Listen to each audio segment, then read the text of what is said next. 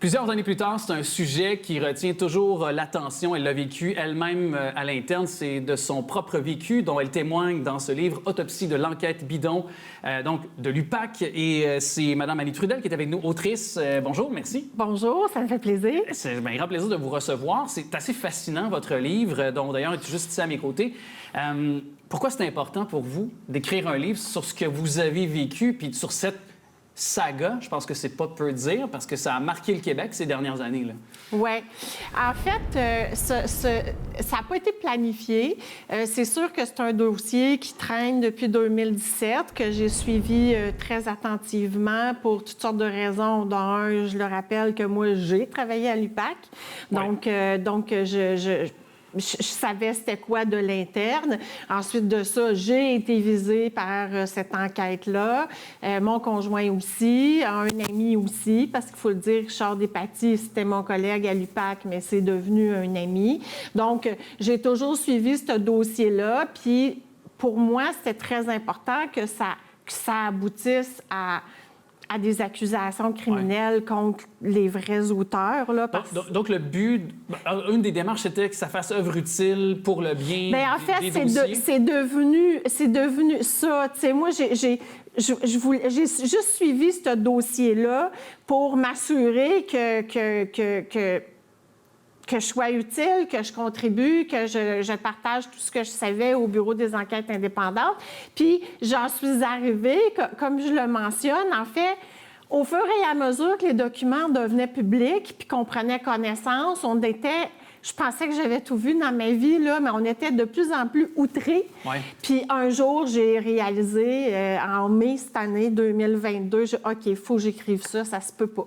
Ça se peut pas que pas public puis que la population ne connaisse pas tous les détails. Donc, voilà, j'ai pris tous les documents que j'avais accumulés depuis 2017, plus ce qui avait été rendu public par les tribunaux.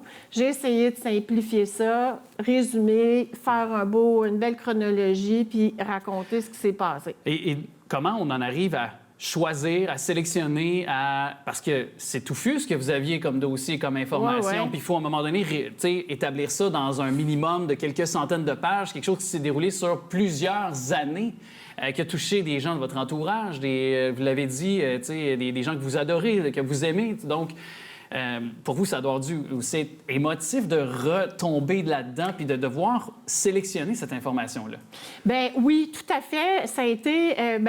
en fait, j'aurais aimé ça que mon éditeur soit ici pour vous raconter que quand j'ai commencé, je m'attendais à un livre de 200 pages, puis on termine à 456 pages. Donc, j'ai pas réduit, mais au contraire, j'ai juste tout le temps rajouté des informations qui, je croyais, étaient essentielles. Mais c'est sûr que c'était très difficile émotivement parce que c'est pas une belle histoire que je raconte. Non. C'est une injustice horrible que je raconte, mais elle devait être racontée. Mais effectivement, là, on écrit ça, puis là, c'est pas c'est sans préjudice que je le dis, mais récemment, je regardais la liste des pays les plus corrompus au monde, la Syrie, la Libye. Bien, on s'attendrait à une histoire comme ça là-bas et pas au Québec. Mais c'est ça. Mais c'est arrivé chez nous. Et vous l'avez dit, vous avez été mis au banc des accusés, on peut le dire comme ça. En fait, résumé à sa plus simple expression, parce qu'il faut quand même l'expliquer pour les auditeurs qui n'ont pas nécessairement suivi ça. Il y a eu beaucoup, au fil des années, il y a eu beaucoup d'informations privilégiées qui ont été coulées aux médias. Et l'UPAC s'est mis à subir beaucoup de pression, notamment de la part des députés de l'Assemblée nationale pour cesser, en fait, ce coulage-là et expliquer d'où venait le coulage. Puis en cours de route, il y a plusieurs personnes qui critiquaient la gestion, la gouvernance de l'unité permanente anticorruption. Alors là, un matin, en fait, pas un matin, une nuit, c'est vraiment une nuit que ça s'est passé, il y a un haut dirigeant de l'UPAC qui s'est dit, bon, OK, c'est nous autres qui a coulé. Fait qu'il faut qu'on cache ça. Puis on va faire d'une pierre deux coups, on va neutraliser ceux qui nous écœure un peu trop. Fait qu'ils ont ciblé tous ceux, bien pas tous ceux, il y en a bien plus que ça, mais ils ont ciblé 5 personnes qui critiquaient l'UPAC, dont moi, mais mon conjoint Guy Ouellette, Richard Despatie, qui est un ancien enquêteur de l'UPAC, Stéphane Bonhomme, ancien enquêteur de l'UPAC, et Lino Zambito. Donc, ils nous ont ciblés. Puis on est devenus des suspects, puis l'enquête visait à essayer de nous faire prendre le blâme des malversations qu'ils ont eux-mêmes commis. Et ça, c'est pas... vous êtes, vous, évidemment, les 5 personnes, mais c'est pas la première fois non plus qu'il y a des accusations qui ont été abandonnées. On n'a qu'à penser à Mme Normando. Il y a plusieurs dossiers, plusieurs personnes qui ont été mises sur la sellette. Et finalement, en bout de piste, on abandonne les accusations, on abandonne les procédures judiciaires. Et bon, plusieurs années plus tard, des sommes colossales qui ont été dépensées aussi par tous les Québécois pour tenter de faire la lumière là-dessus. Le cynisme de la population s'en trouve doublé. Oui. Même peut-être, on pourrait l'amplifier de d'autres façons. On cherche encore des coupables, littéralement, finalement. Ben oui, parce qu'au moment où on se parle, il y a le Bureau des enquêtes indépendantes, donc communément appelé le BEI, qui enquête depuis 4 ans. 4 ans. Tu sais, on veut bien espérer, là, mais là, on se dit qu'il faut que ça aboutisse. Ça, c'est pas une enquête de meurtre, c'est pas une enquête de trafic de drogue. Là, c'est une enquête pour identifier s'il y a eu de l'entrave criminelle, puis c'est qui a vraiment fait du coulage. Donc, le BEI enquête depuis maintenant 4 ans. Puis on espère qu'ils vont en arriver avec des accusations criminelles parce que... Est-ce que vous y croyez à ça, ultimement? Est-ce que vous avez l'espoir un jour qu'on puisse savoir véritablement qui sont les coupables et qu'il y ait des gens qui vont être imputables? Bien, je le veux, c'est bien sûr que je le veux.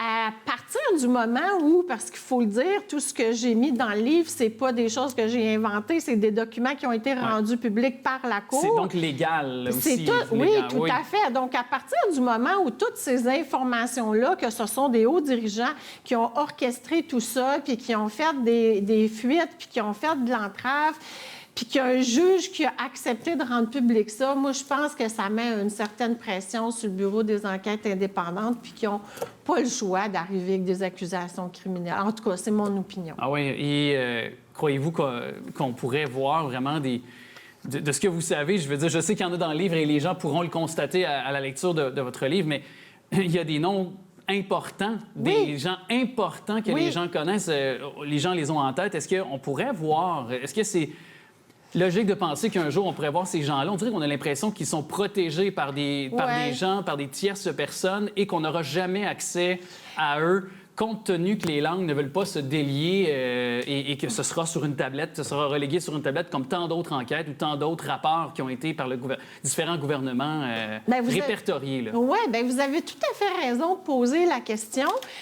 Moi, la première, en 2018, quand il y a un nouveau gouvernement vierge qui est arrivé, moi, j'étais très heureuse, la CAQ, j'étais très heureuse, puis je me suis dit, excellent, fait que là, on enlève le couvert sur la marmite, puis la première question à laquelle ils ont été confrontés, ça a été de convoquer l'ancien commissaire pour expliquer bien des choses, mais notamment son départ précipité sans explication, puis ça a été refusé.